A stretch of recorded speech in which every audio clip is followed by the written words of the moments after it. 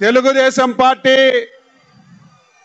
జనసేన కలిసి ఏర్పాటు చేసినటువంటి ఈ సభలో పాల్గొన్నటువంటి తెలుగుదేశం పార్టీ అధ్యక్షులు శ్రీ నారా చంద్రబాబు నాయుడు గారికి, జనసేన అధిపతి పవర్ స్టార్ శ్రీ పవన్ కళ్యాణ్ గారికి, వేదిక ముందున్నటువంటి తెలుగుదేశం పార్టీ జనసేన కుటుంబ సభ్యులందరికీ పేరు పేరున హృదయపూర్వకమైనటువంటి నమస్కారాలు తెలియజేస్తున్నాను. ఈరోజు తెలుగుదేశం పార్టీ జనసేన జరుపుతున్నటువంటి ఈ సభ రాష్ట్ర చరిత్రలో నిలిచిపోతుందని చెప్పి మీ అందరికీ ఇప్పుడు 4 మాటలు చెప్పాడు.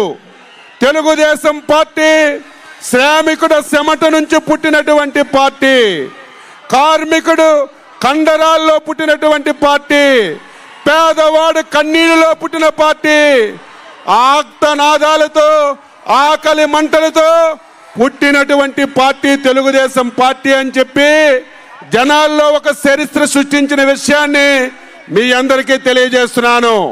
మళ్ళీ అదే విధంగా జనంలో పుట్టినటువంటి జనసేన తెలుగుదేశం పార్టీ పొత్తు ఈ రాష్ట్రంలో ఒక చరిత్రని సృష్టించబోతుందని చెప్పి తెలియజేస్తున్నాను.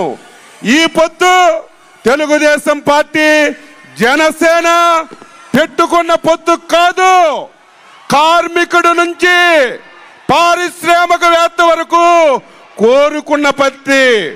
ఈరోజు జగన్మోహన్ రెడ్డి పాలనలో ఈ 5 సంవత్సరాల్లో మోసపోయినటువంటి మహిళలు కోరుకున్నటువంటి పొత్తు, రైతులు కోరుకున్నటువంటి పొత్తు, యువత నిరుద్యోగులు కోరుకున్నటువంటి పొత్తు అని చెప్పి ఈ సందర్భంగా మీ అందరికీ తెలియజేస్తూ, మీ అందరికీ తెలుగుదేశం పార్టీ జనసేన సైకులందరికీ ఒకటే కోరుతున్నాను.